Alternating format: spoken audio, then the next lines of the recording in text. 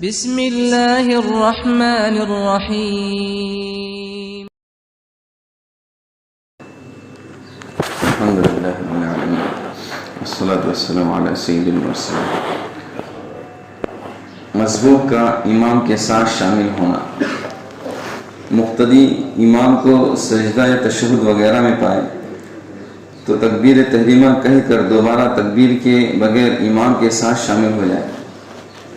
امام صاحب سجدے میں رہے ہوئے تھے یا امام صاحب تحیات کے لیے بیٹھے ہیں تو ایسی صورت میں جو مذبوح ہے، جس کی رکعت چھوٹ گئی ہیں، تو وہ کیا کرے گا؟ نیت کر کے تکبیر تحریمہ جو فرض ہے وہ ایک تکبیر کہیں گا بس، اور تحیات کے لیے بیٹھنے کے لیے تکبیر نہیں کہیں گا، سیدھا کیا ہو جائے گا؟ وہ بیٹھ جائے گا۔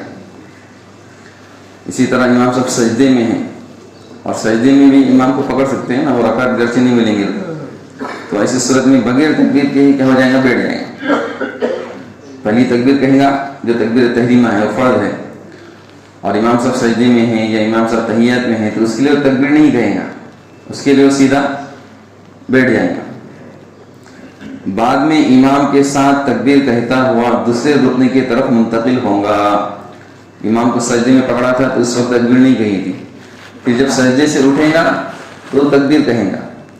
اسی طرح تحیات ہے، تحیات کے بعد امام صاحب کیا ہو جاتے ہیں؟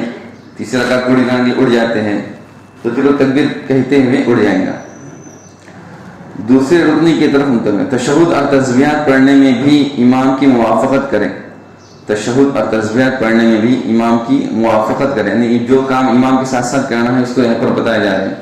تو امام صاحب اس وقت تحیات پڑھ رہے ہیں یا رکوع سجدے کی تسبیحات پڑھ رہے ہیں تو ان کے ساتھ ساتھ ان تسبیحات کو پڑھنا ہے۔ امام کے آخری تشہد میں مذبوح کے بیٹھنے کا محل ہو، مثلا 4 رکعت والی نماز میں تیسری رکعت میں یا مغرب کی دوسری رکعت میں شامل ہوا تو امام کے سلام کے بعد تکبیر کہتا ہوا اٹھے، یعنی امام سے سمجھ لیجیے کہ 2 رکعت چھوٹ گئی تھی یا 2 رکعت مل گئی، تو امام کا جو تشہد ہے وہ چوتھے رکعت کا تشہد ہے، اور مقتدی کا جو ہے وہ دوسری رکعت کا تشہد ہے۔ تو اب یہ تیسری رکعت کے لیے جب کھڑا ہوگا تو تکبیر کہتے ہوئے کھڑا ہو جائے گا، تیسری رکعت میں جب کھڑا ہوگا تو تکبیر کہتے ہوئے کھڑا ہو جائے گا، اس لیے کہ اس کو بھی تشہد آ رہا تھا، مذبوح جو تھا اس کو بھی تشہد گویا کہ آ رہا تھا، گویا کہ امام کی کیا تھا؟ موافق تھا۔ لیکن اگر مذبوح کی کیا ہے؟ ایک ہی رکعت چھوڑ گئی ہے، 4 رکعت میں سے ایک رکعت چھوڑ گئی ہے، تو اب مذبوح کی گویا کہ تیسری رکعت کی تشہد ہو رہی ہے اور امام کی چوتھی رکعت کی ہو رہی ہے، اس کی ایک رکعت چھوڑ گئی تھی، تو اب یہ کھڑا ہو جائے گا اپنی چوتھی رکعت پوری کرنے کے لیے، تو تکبیر نہیں کہے گا، بغیر تکبیر کے ہی اٹھ جائے گا۔ امام کے ساتھ اس نے جو تشہد پڑھا ہے وہ ہے کہ اس کی تیسری رکعت کے بعد تشہد پڑھا، دوسری رکعت کے بعد نہیں آئے گا، دوسری رکعت کے بعد پڑھتا تو اس کو بھی تحیات تھی اور پھر وہ کھڑا ہو جاتا تو اس کے لیے بھی گویا کہ تکبیر اس وقت تھی، لیکن یہاں پر چونکہ اب اس کی تیسری رکعت کے بعد اس نے تکبیر پڑھی ہے، تشہد پڑھا ہے، اس لیے اس کے لیے اب یہ تکبیر کہے بغیر ہی کھڑا ہو جائے گا۔ مقتدی کی بیٹھنے کا محل نہ ہو تو امام کے سلام کے بعد رکنا جائز نہیں، اٹھ جائے۔ اگر مقتدی کے بیٹھنے کا محل نہ ہو، یعنی کہ وہی مقتدی کی 1 رکعت چھوڑ گئی ہے یا مقتدی کی 3 رکعت چھوڑ گئی ہے تو امام کے سلام پھیرنے کے بعد ابھی بیٹھ نہیں سکتا، اس کو جلدی سے کیا ہو جائے گا؟ کھڑا ہونا پڑے گا، اور اگر 2 رکعت چھوٹتی ہیں تو پھر یہ مقتدی بیٹھا ہوا ہے، چونکہ اس کے لیے بیٹھنے کا محل ہے تو پھر اس کو حرج نہیں تھا۔ اگر اس کے مقتدی امام کے ایک سلام کے بعد اٹھ سکتا ہے لیکن دونوں سلام کے بعد اٹھنا سنت ہے، مقتدی امام کے ایک سلام کے بعد اپنی بقیہ رکعت پورا کرنا ہے، مذبوح کو 1 رکعت اس کی گئی ہوئی ہے، 2 رکعت گئی ہوئی ہے، تو کب اٹھنا ہے؟ تو 1 رکعت کے بعد اٹھ سکتے ہیں، لیکن سنت کیا ہے کہ جب امام دونوں سلام پھیر دیں، امام جب دونوں سلام پھیر دے گا اس کے بعد مذبوح کو اپنی بقیہ رکعت پوری کرنے کے لیے اٹھنا سنت ہے۔ اسی طرح عام حالت میں بھی امام کے دونوں سلام پھیرنے کے بعد سلام پھیرنا، امام کی دونوں جب سلام پھر جائیں گے اس کے بعد جو مقتدی ہیں ان کے لیے سلام پھیرنا یہ سنت ہے۔ پہلا سلام مکمل ہونے سے پہلے عمدن اٹھ جائیں تو نماز باطل ہوگی۔ پہلا سلام امام کا پورا نہیں ہوا، شروعات کی تھی اور مسبوق اپنی رکعت پوری کرنے کے لیے اڑ گیا تو یہ اس کے لیے جائز نہیں ہے. کم سے کم ایک سلام کی امام کو پورا ہونا چاہیے نا. جان بوجھ کر کوئی اٹھتا ہے تو یہ جائز نہیں ہے. ہاں اگر غلطی سے اٹھتا ہے تو اس پہ معاف رہے گا, دھیان نہیں رہتا کیا رہتا. امام کے ساتھ جو نماز ملے وہ مسبوق کی نماز کا ابتدائی حصہ ہے, سلام کے بعد جو پڑھے گا وہ آخری حصہ ہے. لہذا اگر مغرب کی ایک رکعت ملی اور سلام کے بعد اٹھا تو دوسری رکعت میں جہر کرے اور تشہد پڑھے اور تیسری میں آہستہ تلاوت کرے. امام کے ساتھ جو ہم کو ملی ہے وہ ہے کہ مسبوق کی پہلی رکعت تھی, مغرب کی اس کی ایک رکعت چلی گئی ہے, مغرب کی ایک رکعت چلی گئی. تو ایسی صورت میں دوسری رکعت کے لیے کیا ہوگا, جو اٹھے گا دوسری رکعت کے لیے اٹھے گا تو ایسے یعنی گویا کہ مسبوق کی 2 رکعت چلی گئی. 2 رکعت اگر چلی جاتی ہے تو ایسی صورت میں مقتدی کی 2 رکعت چلی گئی مغرب کے اندر, تو اس کی ایک رکعت بچ گئی. ایک رکعت بچ گئی تو اس میں سجدہ پڑے گا. لیکن اگر 2 رکعت ایک ہی رکعت چلی گئی ہے, اب 2 رکعت اس کی کیا ہو گئی ہے, مل گئی ہے امام کو 2 رکعت. امام کے ساتھ اس کی سمجھ لیجئے کہ ایک رکعت چلی گئی ہے اور 2 رکعت اس کو کیا ہو گئی ہے, مل گئی ہے. تو ایسی صورت میں آخری رکعت میں اس کے لیے سورہ فاتحہ ہے تو اسی کو کیا کریں گے, سورہ فاتحہ پڑھیں گا. لیکن ایک رکعت اس کو کیا ہو گئی ہے, ملی ہے, ایک رکعت ملی ہے اور 2 رکعت ابھی بچے ہوئے ہیں. 2 رکعت ابھی اس کی کیا ہوئے, بچے ہوئے ہیں. ایک رکعت اس کی ملی ہے تو امام کی گویا کہ اس کو آخری ملی تھی, یہ اس کی پہلی مسبوق کی یہ کیا ہے, پہلی رکعت ہے. اب 2 رکعت اس کی بچی ہوئی ہے نا, تو 2 رکعت میں اب وہ دوسری رکعت کے لیے کھڑا ہو جائے گا تو سورہ فاتحہ پڑھے گا اور اس کے بعد 7 سورت بھی پڑھے گا اور پھر وہ تحیات کے لیے بیٹھے گا. پھر تیسری رکعت جو پڑھے گا وہ آہستہ پڑھے گا, یعنی کہ دوسری رکعت جو پڑھے گا وہ ہلکی آواز سے پڑھے گا اور اس میں سورت بھی پڑھے گا. حدیث میں ہے کہ جب تم اقامت سنو تو سنجیدگی اور اطمینان کے ساتھ نماز کی طرف بڑھو اور جلدی مت کرو. بس جتنی مل پڑے اور جو جتنی ملے وہ پڑھ لو امام کے ساتھ, اور جو رکعتیں فوت ہو جائیں اس کا اتمام کرو. یعنی جتنی تم کو ملے گویا کہ وہ تم کو اپنی رکعتیں ملی ہیں اور جو تم سے رکعتیں فوت ہو گئی ہیں وہ امام کے سلام پھیرنے کے بعد اس کو مکمل کرو. صحیح احادیث کی روشنی میں فجر کی جماعت دیگر نمازوں سے افضل ہے. تمام 5 نماز ہے نا, تو اس میں سب سے افضل جماعت کون سی, تو فجر کی, اس کے بعد عشاء اور اس کے بعد عصر. یہ جماعت کے ساتھ نماز پڑھنا یہ کیا ہے, زیادہ تاکید ہے اس کے اندر.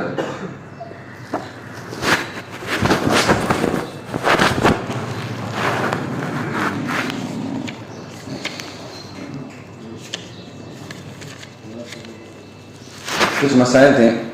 اگر کسی نے 2 رکعت سنت ظہر کی نیت کی اور بے دھیانی سے تیسری رکعت کے لیے کھڑا ہو جائے تو آپ کیا کریں گے؟ 2 کی نیت کی تھی اور تیسری کے لیے کھڑا ہو گئے,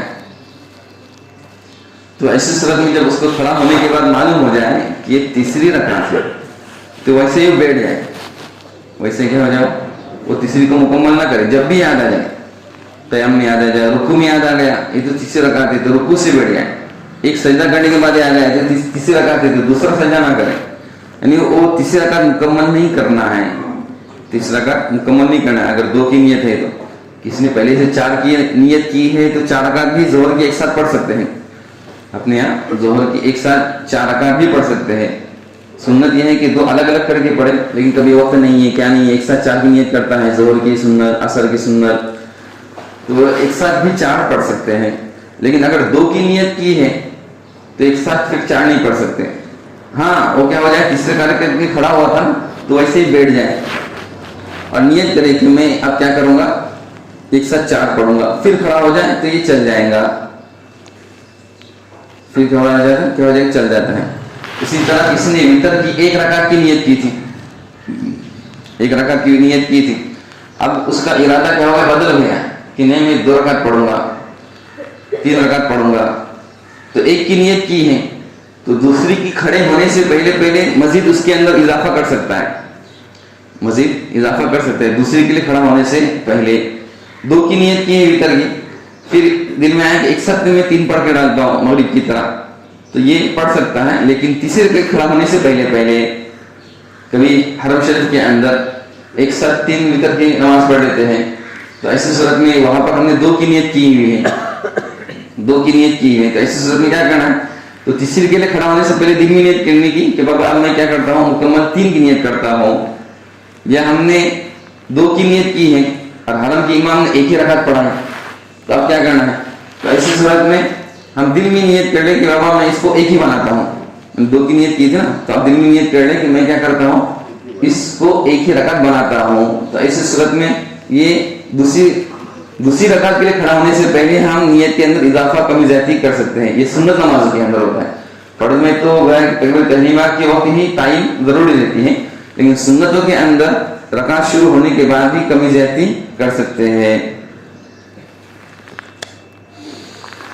بڑے جانور میں مختلف حصے ہوتے ہیں، تو اس میں جو کسی نے عقیقہ کرنا ہے، اسی طرح منت کا ہے، نظر کا ہے، صدقے کا ہے، اس طرح کے بہت سارے حصے ہیں۔ تو ایک جانور کے اندر مختلف حصے ہو سکتے ہیں کیا؟ کبھی قربانی کا ٹائم ہے تو قربانی کا حصہ ہے، تو ہاں اگر بڑا جانور ہے تو ایک جانور میں مختلف حصے دار شریک ہو سکتے ہیں، کسی کا صدقے کا ہے، کسی کا عقیقہ کا ہے، کسی کا قربانی کا ہے، کسی کا منت کا ہے۔ منت کا جو رہتا ہے نظر کا رہتا ہے کہ بابا مجھ کا میرا فلاں کام ہو گیا تو میں اللہ کے لیے کیا کروں گا، جانور ذبح کر کے صدقہ کر دوں گا، یا کہ گوشت میں صدقہ کر دوں گا، تو وہ گیا کہ غریبوں کو دینا ہی ضروری ہوتا ہے، اس میں مالدار شریک نہیں ہو سکتے، وہ پورا کہ پورا فقراء کا اتنا حصہ دینا پڑے گا۔ اور اگر عقیقہ کا ہے، صدقے کا ہے، قربانی کا ہے، تو اس میں مالدار غریب سب شریک ہو سکتے ہیں۔ دکان کی زکوٰۃ نکالنے کے لیے دکان کا حساب سال پورا ہونے سے پہلے کر سکتے ہیں کیا؟ اصل یہ کہ جس وقت ہم نے دکان شروع کی ہے، جس تاریخ میں دکان شروع کی ہے، جیسے 1 رجب کو ہم نے دکان شروع کی ہے، تو آئندہ 1 رجب سے پہلے یعنی وہ کہ 29 سمجھ لیجیے کہ جمادی الاخری یا 30 جمادی الاخری کو ہم کو دکان کا حساب کرنا پڑے گا۔ اردو اعتبار سے ہم کیا کریں، عادت ڈالیں کہ اپنی دکانوں کو کیا کریں، حساب کریں، تاکہ سال مکمل پورا ہو جائے اردو تاریخ اور قمری تاریخ کے اعتبار سے۔ لہذا جس وقت ہم کیا کر رہے ہیں، حساب کر رہے ہیں دکان کا، تو وہ بالکل وقت ہو جائے، اور اگر وقت سے ہم پہلے کریں گے، جیسے 4 دن پہلے کر دیا، پھر دکان کے اندر مزید سامان آ رہا ہے، تو وہ جو مزید سامان آیا تو اس کی بھی زکوٰۃ دینا پڑے گا۔ اس لیے کہ دکان کا حساب ایسا رہتا ہے کہ چیز پر سال گزرنا ضروری نہیں ہے، دکان کے سامان کے اندر چیز پر سال گزرنا ضروری نہیں ہے، بلکہ سال کے اندر ایک تاریخ فکس کہ اس تاریخ میں آپ کو کیا کرنا ہے، حساب کرنا ہے، اس تاریخ میں دیکھنا ہے کہ دکان میں کتنا سامان موجود ہے، اس پر زکوٰۃ رہیں گی، کتنی ادھاری آنی ہے اس پر زکوٰۃ رہیں گی، دکان سے کتنا پروفٹ ہوا ہے، بینک بیلنس ہے، اس پر کیا رہیں گی، زکوٰۃ رہیں گی۔ لہذا جو سامان آیا بک گیا ختم ہو گیا تو اس پر زکوٰۃ نہیں رہتی، اس پر جو پروفٹ آیا ہے، پیسے آئے ہیں ہاتھ میں اور باقی کھا کے ختم کر دیا تو اس پر بھی زکوٰۃ نہیں رہتی، باقی ہے تو اس پر کیا رہیں گی، زکوٰۃ رہیں گی۔ لہذا اگر کسی نے 2 دن 3 دن پہلے ہی دکان کا حساب کیا، اب 2 دن میں سامان اس کا بڑھ گیا یا گھٹ گیا تو زکوٰۃ بھی گھٹیں گی، بڑھ گیا ہے تو زکوٰۃ بھی کیا ہو جائے گی، بڑھ جائے گی۔ تو آخری جو تاریخ ہے 30 تاریخ، تو اس پر کیا کرنا ہے، ہم کو اس دن دکان کا کیا کرنا ہے، حساب کرنا ہے۔ گھر بنانے کے لیے بینک سے لون لینے کا کیا حکم ہے؟ کسی کی مجبوری ہے کیا ہے تو بینک سے لون لینا چاہتا ہے، تو بینک سے لون لینے کی صورت میں اس کو انٹرسٹ بھی دینا پڑ رہا ہے، جیسے 10 لاکھ کا لون لے رہا ہے تو تقریباً 1.25 لاکھ اس کو کیا کر رہا ہے، اس کو لون بھرنا پڑ رہا ہے، یعنی انٹرسٹ بھرنا پڑ رہا ہے۔ تو سودی معاملہ کیا ہے، شریعت کے اندر جائز نہیں ہے، الا کہ شدید ضرورت ہے تو اپنی ضرورت کیا ہے کسی عالم اور مفتی کے سامنے رکھ کے ہم کیا کریں، مسئلہ حل کریں، اور عام حالتوں میں گھر بنانے کے لیے اس طرح کا لون لینا یہ مناسب نہیں ہے اور جائز بھی نہیں ہے، اس لیے کہ آدمی اس کا بدل موجود ہے نا، بھائی گھر آدمی کے پاس نہیں ہے تو کرائے پر رہ سکتا ہے، جیسے بھی رہ سکتا ہے، تو اس کا اگر اس کا بدل ہے تو اسی کو کیا کر دینا، ترجیح دے دینا ہے۔ ایک حدیث بیان کی جاتی ہے کہ رجب کے پہلے دن کا روزہ 3 سال کا کفارہ، اور دوسرے دن کا روزہ 2 سال کا کفارہ، اور تیسرے دن کا روزہ 1 ماہ کا کفارہ ہے۔ ابھی رجب کا مہینہ شروع ہونے والا ہے، آج 29 تاریخ ہے، تو آج ہو سکتا ہے چاند ہو جائے، تو کل کا پہلا دن کا روزہ رکھیں گے نا تو 3 سال کی گناہ معاف ہو جائیں گے، دوسرے دن کا رکھیں گے تو 2 سال کی گناہ معاف ہو جائیں گے، تیسرا دن کا رکھیں گے تو 1 سال کی گناہ معاف ہو جائیں گے۔ تو یہ حدیث انتہائی درجے کی ضعیف ہے، امام سیوطی رحمۃ اللہ علیہ نے جامع صغیر کے اندر اس کو بیان کیا ہے، لیکن سمجھ لیجیے کہ یہ معمول یہاں نہیں ہے۔ نفس رجب کے اندر کوئی روزہ رکھتا ہے تو اس کی اجازت ہے، رجب اشہر الحرم میں سے ہے، لہذا پورا مہینہ کا کوئی رکھتا ہے رجب شعبان یا رمضان اس طرح کی مکمل روزے بھی اگر کوئی رکھتا ہے، رمضان تو فرض ہے، اس کے علاوہ رجب شعبان بھی رکھتا ہے تو اپنے یہاں اجازت ہے، البتہ اس فضیلت کا کوئی ثبوت نہیں ہے۔ کیا عورت کا جسمانی ورزش کے لیے جم خانہ جانا جائز ہے؟ جم خانہ بھئی ورزش تو یہ اچھی بات ہے ماشاءاللہ، جس سے بدن کی تندرستی ہوتی ہے، صحت ہوتی ہے اور اس کے اندر بدن کا توانائی باقی رہتا ہے، یہ تو ورزش تو کرنا چاہیے، لیکن اس کے لیے ایسی جگہ اختیار نہ کرے جہاں پر فتنے کا اندیشہ ہے۔ جم کھانا جانا وہاں پر موزک رہتی ہے اور غیر مرد اور سمجھ لیجیے کہ دوسرے مرد اجنبی لوگ بھی حاضر ہوتے ہیں، اس لیے وہاں پر نہ جائیں بلکہ اپنے گھر کے اندر اس طرح ورزش کا کیا کرے انتظام کرے، یا ایک ایسی جگہ پر جہاں پر مرد نہ ہو، اجنبی مرد نہ ہو تو وہاں پر جا سکتے ہیں، ورنہ سمجھ لیجیے کہ گھر سے باہر ایسی جگہ پر جانا جہاں پر فتنے کا اندیشہ ہے یہ جائز نہیں۔ یا سگی پھوپھی کی لڑکی کے لڑکی سے نکاح ہو سکتا ہے؟ ہاں، پھوپھی کی جو لڑکیاں ہیں ان سے پردہ کرنا ضروری ہے۔ پھوپھی کی جو لڑکیاں ہیں وہ کیا ہے غیر محرم ہیں، اور ان کی لڑکی تو اور غیر محرم ہے، لہذا ان سے نکاح ہو سکتا ہے۔ تسبیحات فاطمہ میں مقدار اگر کم زیادہ ہو جائے تو حدیث کی جو فضیلت وہ حاصل ہوں گی کہ نہیں؟ سننے سے پہلے تسبیحات فاطمہ ہے، نماز کے بعد کبھی جو تسبیحات پڑھی جاتی تھیں 33 مرتبہ سبحان اللہ، 33 مرتبہ الحمدللہ، 34 مرتبہ اللہ اکبر، ہم تو اس طرح اطمینان سے پڑھے۔ کبھی ایسا ہوتا ہے کہ ہمارا ہاتھ تو چالو رہتا ہے لیکن منہ بند رہتا ہے، یہ ہاتھ چالو رہتا ہے منہ بند رہتا ہے، ارے کم سے کم آواز آ جائے سبحان اللہ سبحان اللہ سبحان اللہ، اس طرح کی کیفیت ہو کہ ہمارے کان کے اندر آواز سنائی دے، اور اتنی اسپیڈ رہتی ہے تو پتہ ہی نہیں چلتا کہ الفاظ کیا پڑھے اس نے۔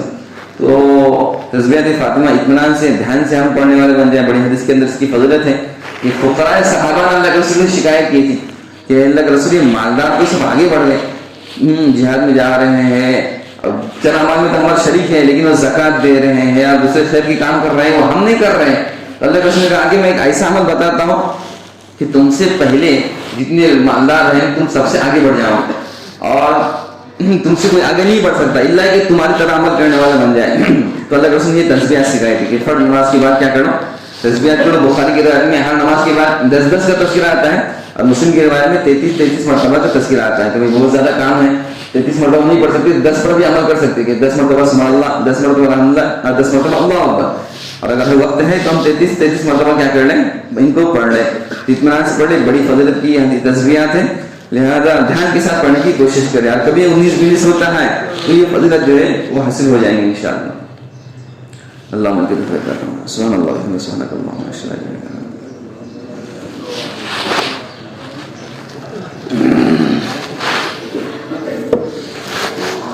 لا الہ الا انت۔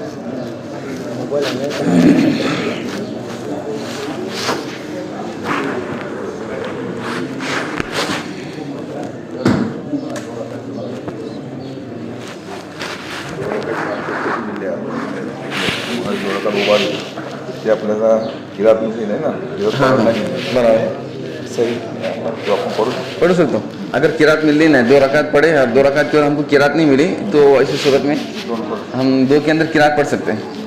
صدقے کا جانور امیر کو دے سکتے ہیں، صدقے کا معلوم سب کو دے سکتے ہیں، امیر کو بھی دے سکتے ہیں، غریب کو دے سکتے ہیں۔ صدقہ بیوی کو بھی کھلانا ہے، صدقہ ہے، حدیث میں آیا ہے۔ صدقہ ایک عام ہے، صدقہ عام ہے، اور جو منت کا رہتا ہے، نظر کا رہتا ہے وہ خاص ہوتا ہے، پھر وہ غریبوں کو دینا ضروری ہوتا ہے۔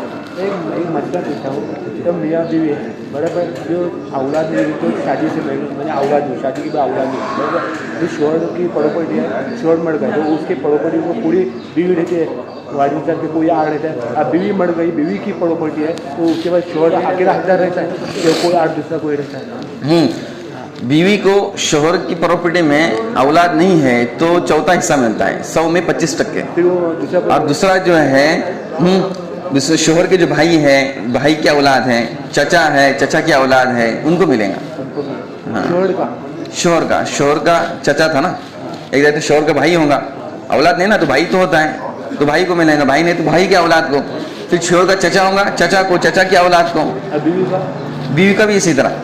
ہاں، بیوی کا آدھا ملے گا شوہر کو، بیوی کا آدھا کس کو ملے گا؟